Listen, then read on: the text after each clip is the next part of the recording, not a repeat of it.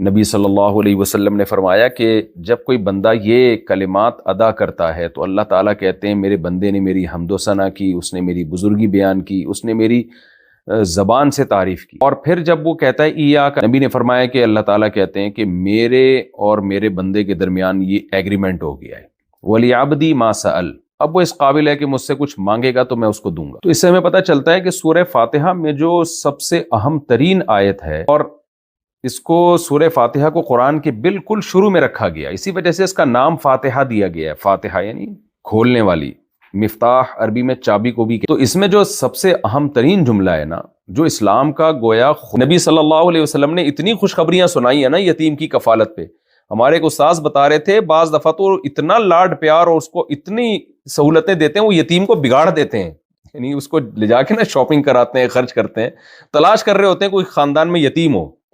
تو عربوں میں بعض چیزیں بڑی خوب بہترین ہیں، کیونکہ نبی صلی اللہ علیہ وسلم نے جو کلام کیا وہ عربی میں ہے، قرآن عربی میں ہے، تو ان لوگوں کو بہت سی جو ہے نا وہ آیتیں ویسی سمجھ میں آ جائیں، تو بار بار قرآن اور حدیث یتیم کے حقوق کو بیان کرتے ہیں۔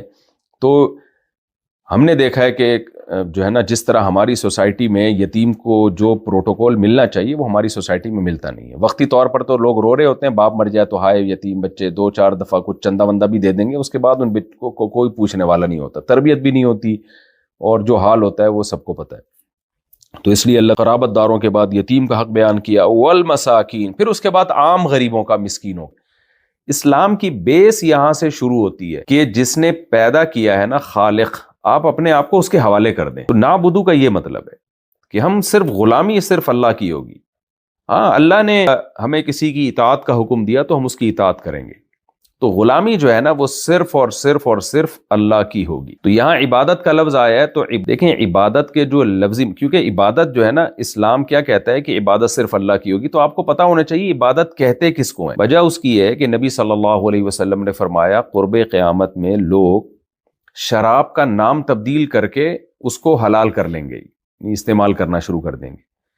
تو اس سے پتہ چلتا ہے کہ ہمیں لیبل چینج کر دیتے ہیں، جیسے ہی عیسائیوں نے کیا۔ تو یہ احکام جب ہم اپنی زندگیوں میں لائیں گے تو پھر ہم اپنے آپ کو مسلم کہلانے کے مستحق ہوں گے۔ تو اللہ کہتے ہیں ہم نے یہودیوں سے یہ ایگریمنٹ کیا تھا، مگر یہودی اس ایگریمنٹ میں پورے نہیں اترے، تھوڑے لوگ اترے، زیادہ تر انہوں نے اللہ کے حکم کی نافرمانی کی، اور وہی کیا جو آج بہت سارے مسلمانوں میں بھی گمراہ قسم کے اسکالر کر رہے ہیں۔ وہ دین اور مذہب کو دنیا کا ایک دھندا بنایا وہ یہودیوں نے۔ آج بہت سارے رش لگانے کا ذریعہ اور نعرے بازی کا ذریعہ جو اسلام کے جو حقیقی تعلیمات ہیں ان کو فالو نہیں کیا جا رہا، جو اللہ نے ان آیات میں بیان کی۔ تو اللہ کہہ رہا ہے یہودیوں کو ہم نے یہ حکام دیے تھے، یہ کیے نہیں، انہوں نے کچھ اور شروع کر دیا۔ تو مسلمان بھی یہی کر رہا ہے، جو کرنے کے کام ہیں یہ ہیں جو اللہ نے بیان کیے، ہم وہ نہیں کر رہے، باقی سب کچھ کر رہے ہیں۔ تو میں انہی الفاظ پہ اپنی اس درس کو ختم کرتا ہوں۔ 2 دن مزید اسی طرح درس ہوگا، اور میں نے بتایا چوتھا درس انشاءاللہ پھر میں اپنی کراچی پہنچ چکا ہوں گا، سفر میرا کمپلیٹ ہو جائے گا۔ تو اللہ تعالیٰ سے دعا